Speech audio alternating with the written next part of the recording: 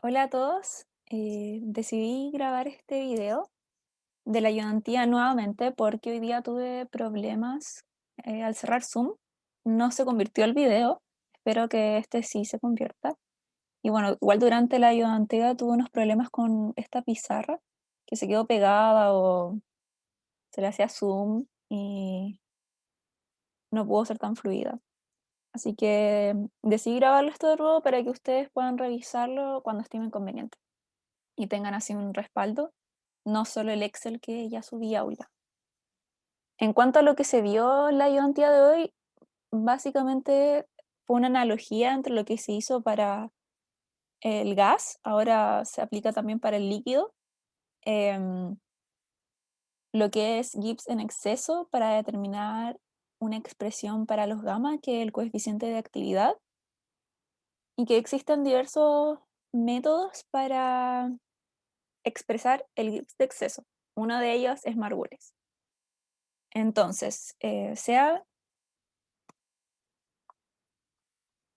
M molar, una propiedad termodinámica genérica, la propiedad en exceso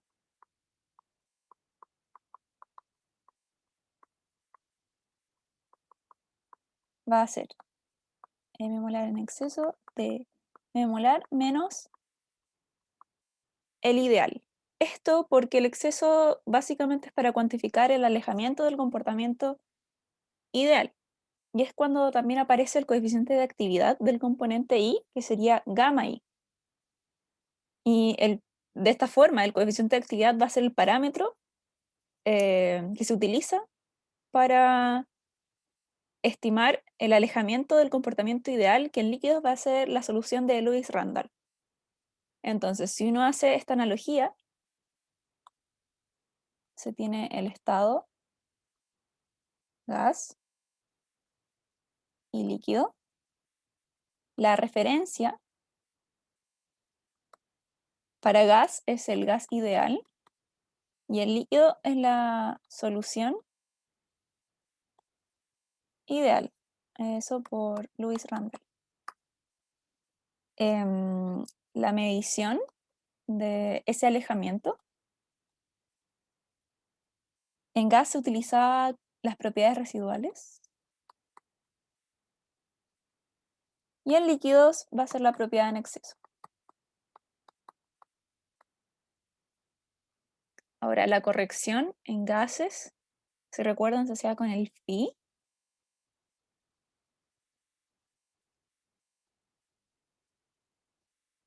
Y en líquidos ahora va a ser el coeficiente de actividad, gamma I. Ahí sí.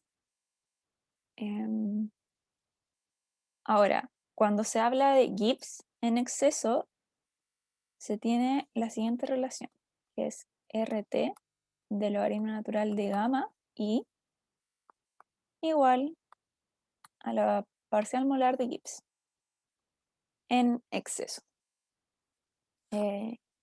Y es aquí cuando aparecen distintas maneras de obtener el Gibbs en exceso. Una de ellas es Margules,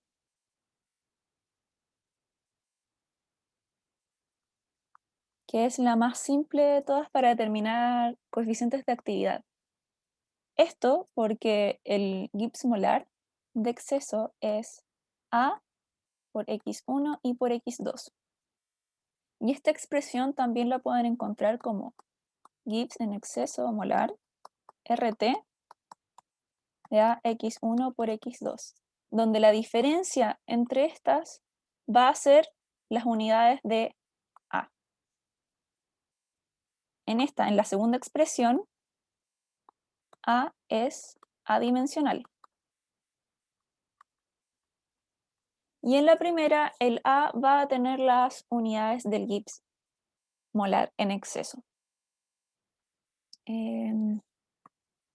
También, si se sigue trabajando con la primera, X1 por X2, se tiene que RT, logaritmo natural de gamma 1, va a ser igual a X2 al cuadrado, y RT, logaritmo natural de gamma 2, es igual a X1 al cuadrado. De esa forma, si uno quiere despejar cada gama, va a tener que el gamma 1 va a ser el exponente de A en RT para que quede adimensional, x2 al cuadrado, y el gamma 2 va a ser el exponente de A en RT de x1 al cuadrado. Ahora, un alcance es cuando se tiene dilución infinita, que eso implica que la composición sería cero. Entonces, si se trabaja con RT, logaritmo natural de gamma 1 en dilución infinita, va con el signo arriba, se tiene que va a ser igual al RT, logaritmo natural de gamma 2, dilución infinita. Y eso va a ser igual al A. ¿Por qué? Porque si se analiza el gamma 1 infinito, eso quiere decir que x1 es 0, por ende x2 es 1 y queda A. Queda ahí el A. Ahora, si analizas el logaritmo natural de gamma 2 infinito, eso quiere decir que x2 es 0, por tanto x1 es 1, y de esta expresión va a quedar A nuevamente. Por eso en Margules se llega a eso. Revisando siempre las unidades. Ya dijimos que cuando la expresión está así es porque el A no es adimensional, sino que tiene las unidades del Gibbs molar en exceso. Y eso se nota acá en la multiplicación del RT en la parte del logaritmo natural.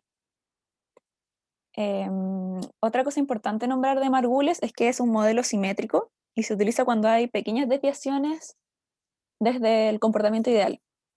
Ahora, ¿qué quiere decir que sea un modelo simétrico? Que si se tiene un gráfico de composición, por ejemplo, de x1 y el Gibbs de exceso, la curva sería algo como esto. Como uno pueda decir que tiene una simetría. En la pregunta 2 se tiene una modificación de lo que es Margules, el modelo Redlich-Kister de 2 parámetros.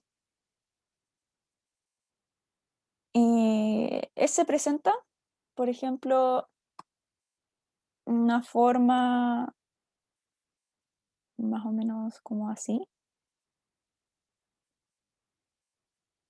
o con más. Básicamente son con oscilaciones. Pero eso. Entonces, con la pregunta 1, dice, la figura 1 muestra los coeficientes de actividad en función de la composición para el sistema benceno y ciclohexano, con una presión total de 1,013 bar y una temperatura de 77,6 grados Celsius.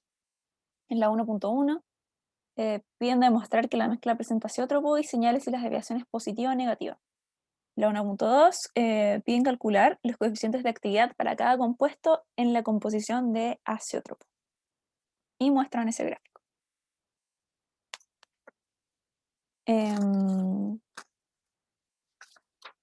Para que se observe la presencia de un azeótropo, se debe verificar la siguiente expresión.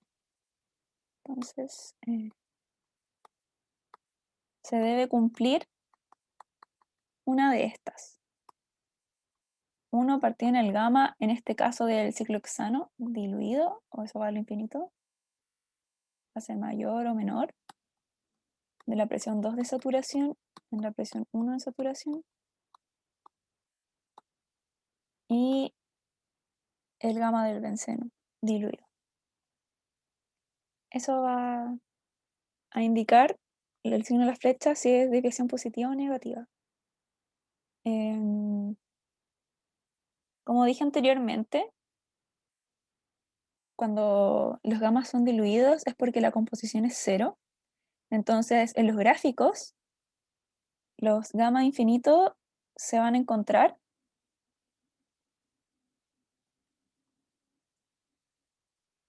en los límites del gráfico. Es decir, para el gamma del benceno diluido, la composición de B es 0 y el gamma diluido del ciclo hexano, la composición de C es 0, por tanto XB es 1. Y por eso se dice que se ven los gráficos, porque en el enunciado se muestra en función de la composición del benceno. Entonces, para su dilución va a tomar un valor aproximadamente de 1,125 y el de ciclo hexano va a ser aproximadamente de 1,093 aproximadamente. Entonces, en dilución va a ser 1,125 y para el ciclo hexano va a ser 1,093. Ahora, si se reemplazan estos valores en la expresión de arriba, se tiene 1 partido en 1,093, 0,980 bar, que esta expresión es la entrega al enunciado, de 0,993 bar, y 1,125. Y se deben analizar los signos respectivos que van acá. De la misma forma, se tiene 0,915 menor 0,987 y 125. Entonces, se cumple que la mezcla presenta azeótropo y que la desviación es positiva. Entonces, presenta azeótropo y la desviación es positiva. Eso con la pregunta 1.1. En la pregunta 1.2 nos pedían calcular los coeficientes de actividad para cada compuesto en la composición de azeótropo. Y es aquí cuando se debía analizar una igualdad en las fugacidades para igual a la del vapor con la del líquido, y es cuando se desarrolla esa expresión. ¿Qué va a ser? El phi del compuesto I en vapor por la composición en I del compuesto I, por la presión va a ser el gamma I por XI por el pointing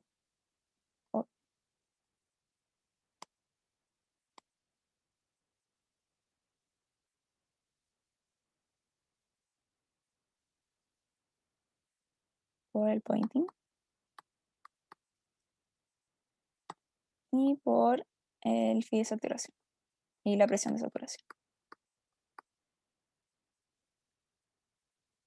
Eso. Ahora, como se está trabajando en bajas presiones, el pointing es 1, el phi, ay, me faltó, de saturación es 1 y lo mismo para el caso del vapor es 1. Por tanto, se tiene la siguiente expresión, que la voy a escribir en azul, que la presión por la composición gaseosa es igual a la presión de saturación por el gamma por la composición en la fase líquida. Sin embargo, en el enunciado nos dicen que debe ser para la composición de azeótropo, lo que indica para azeótropo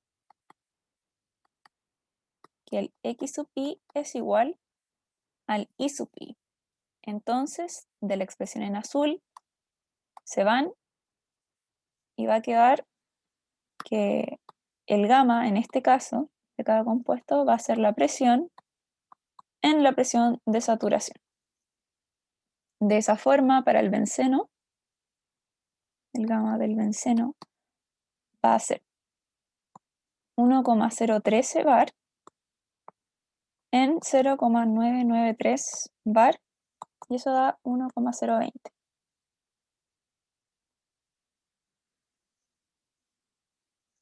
Para el ciclo hexano va a ser 1,013 bar en 0,980 bar y eso da 1,034. Y eso sería la pregunta 1.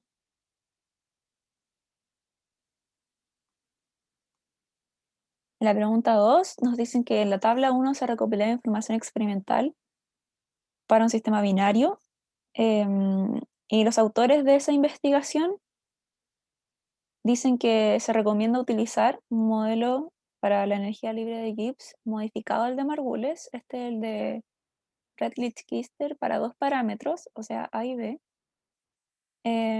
para representar el comportamiento de la mezcla. La 2.1 nos dice estime los valores de los parámetros A y B. Y la 2.2 encuentra una expresión para el logaritmo natural de gamma 1 y el logaritmo natural de gamma 2. Y esta es la tabla. Se tienen las composiciones de Gibbs 1 y Gibbs de exceso en RT. Así que como está partido en RT, A y B en este caso son adimensionales. Eso es importante de tener en cuenta. Ahora, para determinar los parámetros A y B se pueden hacer dos formas. 2.1. La primera podría ser una regresión lineal del modelo ya linealizado.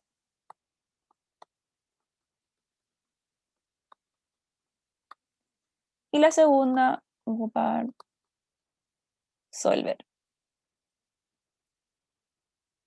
Ahora, ¿a qué me refiero con el modelo ya linealizado? Es pasar dividiendo el x1 por el x2, para que así, si uno grafica ese x1 menos x2, se tenga que la pendiente va a ser b y el coeficiente va a ser a. Por lo mismo, el Gibbs de exceso RT por x1, x2 va a ser a más b de x1 menos x2. Eso en el Excel sería x1 menos 1 menos x1, que eso es x2.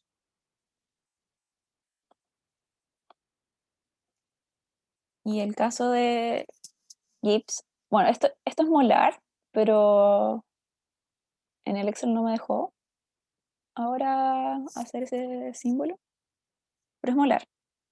Pero como la tabla ya está entregada con RT, simplemente falta dividir este en x1 por el x2, que era 1 menos x1.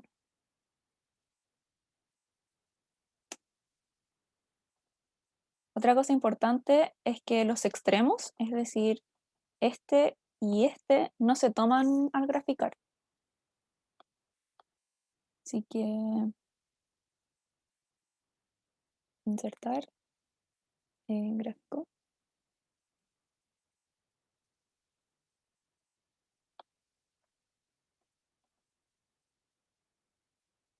Seleccionar datos. Agregar. En el eje X vamos a seleccionar x1 menos x2. Y en el eje Y vamos a seleccionar el GIF de acceso RTX1, X2. Aceptar. Aceptar nuevamente.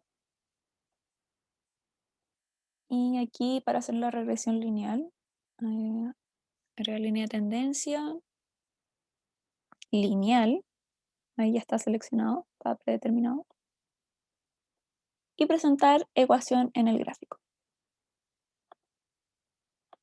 Entonces, si se nota, como el eje X era el x1 menos x2, según nuestro modelo linealizado, lo que acompaña va a ser el b y el coeficiente va a ser el a. Entonces, a y b. El a es 1,7656 y el b es la pendiente, que es 0,3508. Esa es una de las maneras. Ahora, si quieren usar Solver, en este caso,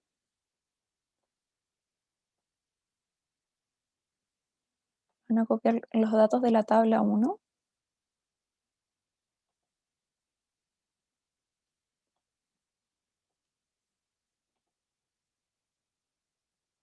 Ahí sí. Y para hacer mínimos cuadrados, tienen que volver al modelo del enunciado. O sea, el Gibbs molar de exceso en RT va a ser x1 por x2 por a más bx1 menos x2.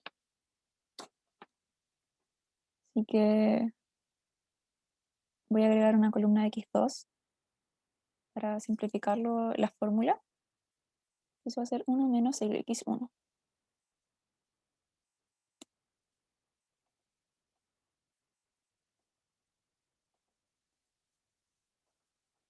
Entonces es igual a... Olvidé decir que ustedes dan valores de a y b. No sé, cualquiera. Que sea 3 y el b que sea 1. Entonces acá ustedes van a tener x1 por el x2 por el a y lo fijan, más b, lo vuelven a fijar, por x1 menos el x2.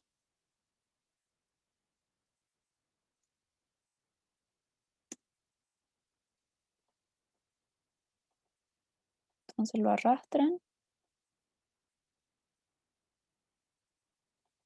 y después la diferencia.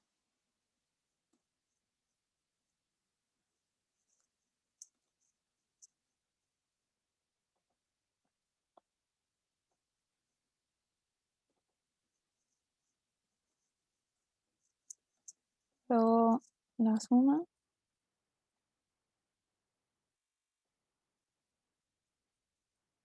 y a esta suma hacen solver.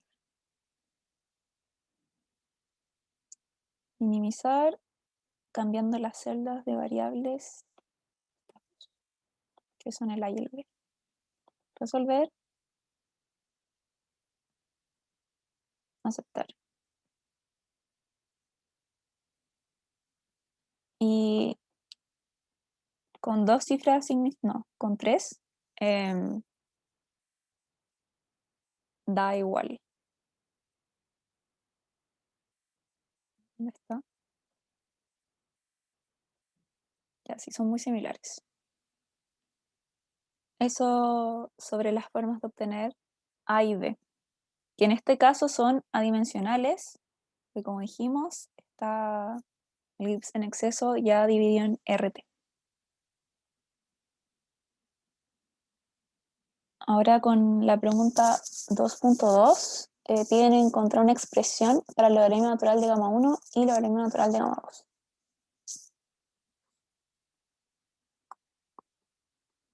Entonces, logaritmo natural de gamma 1 y logaritmo natural de gamma 2.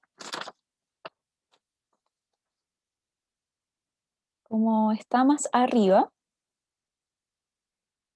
la expresión que involucra los gamas, gamma i, y el Gibbs de exceso es con la propiedad parcial molar.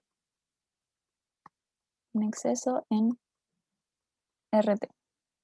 Pero, en este caso, como el enunciado entrega una expresión no de parcial molar, como pueden ver ahí, lo que hay que hacer es ir hacia la definición de lo que es parcial molar.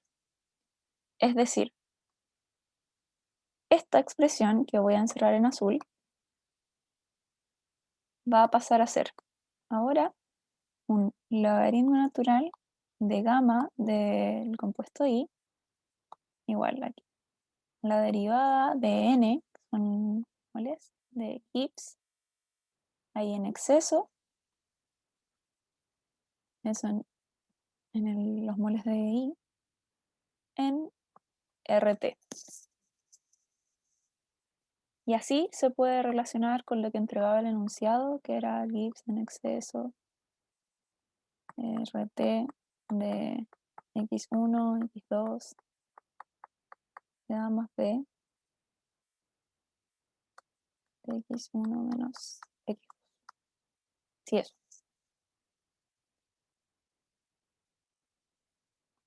Entonces, esa expresión va a quedar como logaritmo natural de gamma I en NI de que de n de x1, x2, a más b de x1 menos x2. Ahí sí. Por lo que hay que trabajar los x en función de n1, n2, partido en n, y que eso va a pasar a ser igual a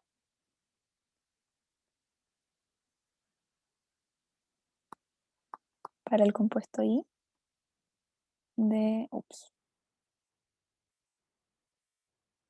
ahí sí, de n1 por n2 en n1 más n2 por a más n1 al cuadrado n2 en n1 más n2 al cuadrado por b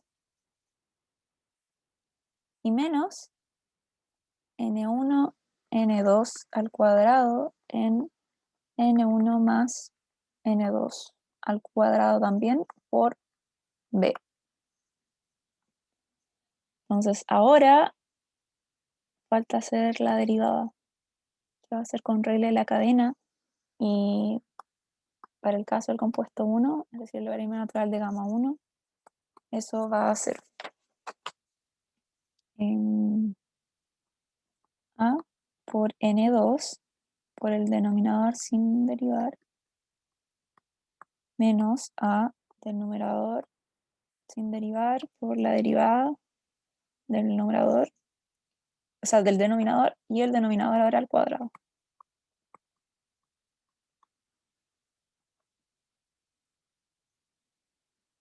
Ahora en el caso de la segunda expresión va a ser lo mismo, entonces es 2n1n2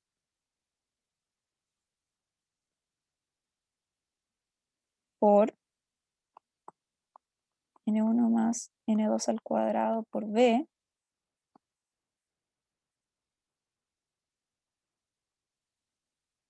menos 2n1 más n2 por n1 al cuadrado, n2 por b, y eso en el denominador al cuadrado. Así que va a quedar n1 más n2 a la cuarta. Falta la última, que será menos n2 al cuadrado b de n1 más n2 al cuadrado menos n1 n2 al cuadrado b por 2 n1 más n2. Nuevamente el denominador al cuadrado.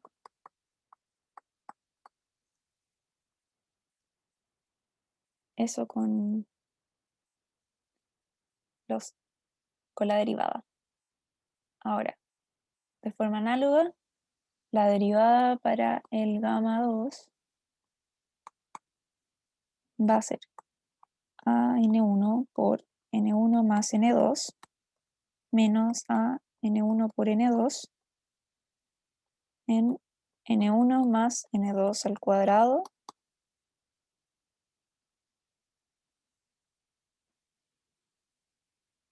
ahora sí, más b por n1 al cuadrado, n1 más n2 al cuadrado, menos 2 veces n1 más n2, n al cuadrado, n2d, en n1 más n2 al cuadrado. Y eso menos 2 veces n2, n1, n1 más n2 al cuadrado. Esta parte en verdad ya es más tediosa, es algo matemática.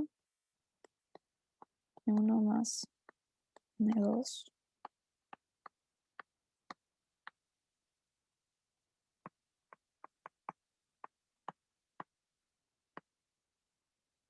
Aquí puse un 2, era un 4. Eso sería con las derivadas.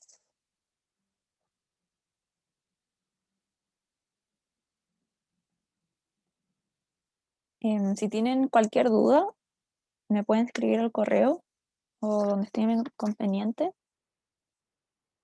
Y eso fue la ayudantía de hoy. Que estén bien.